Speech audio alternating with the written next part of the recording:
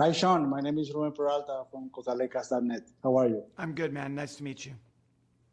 My pleasure. You have one of the most fun careers that I have seen as a director, like comedy, action, so fun. And now we see you in another opposite side of telling stories.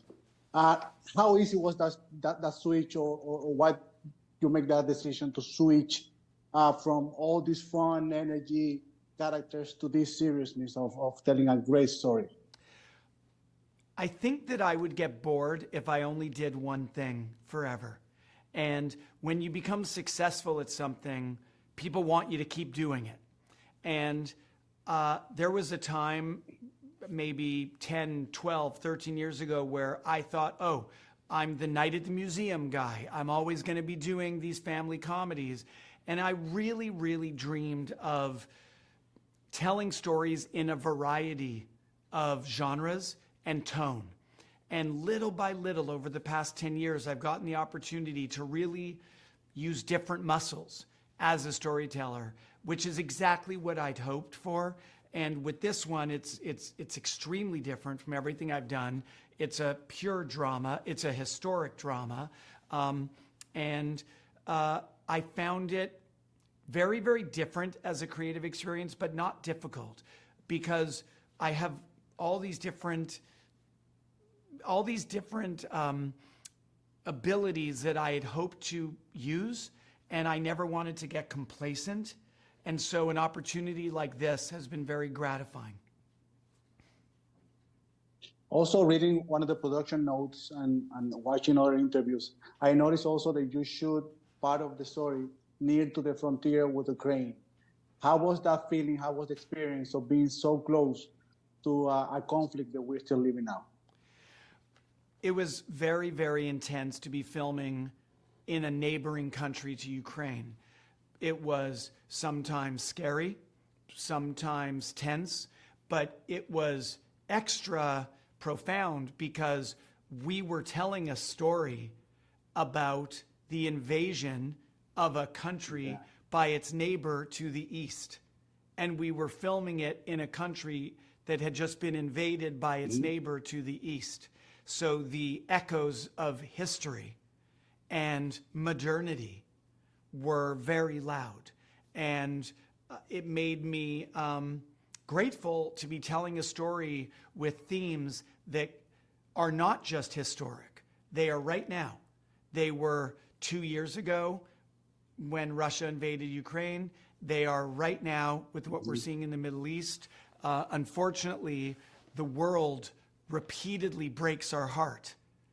And this show explores the theme of how do you preserve humanity in your heart in the face of such dark circumstances.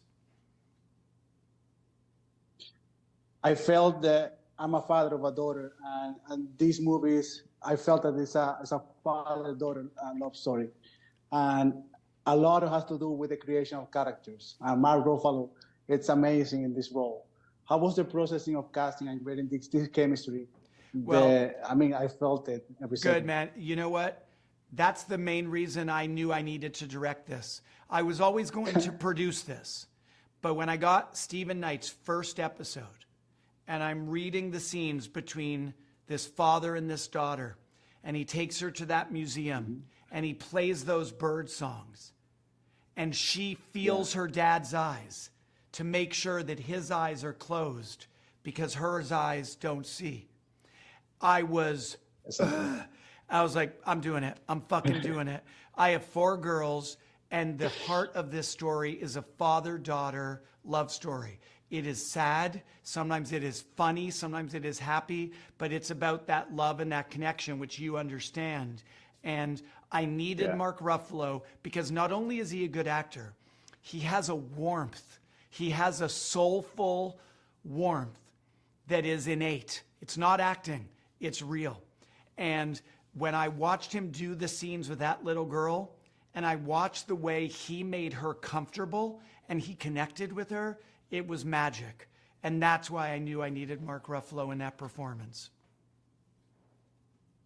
And I know you are very professional in the result of whatever you deliver. How was this processing of editing after you have all this blend of storytelling and images? How do you choose to get engaged with the audience as you did with the first, at least for the first 2 episodes that I watched? Well, you got to finish it, because I think the last 2 episodes they become even more dynamic in their editing. I think that, for one thing, doing a non-comedy allowed me to explore my aesthetics much more deeply. I think the show has a look that is different than anything I've directed, and it's just, I knew that the beauty of the imagery, the beauty of the music would welcome people into the story.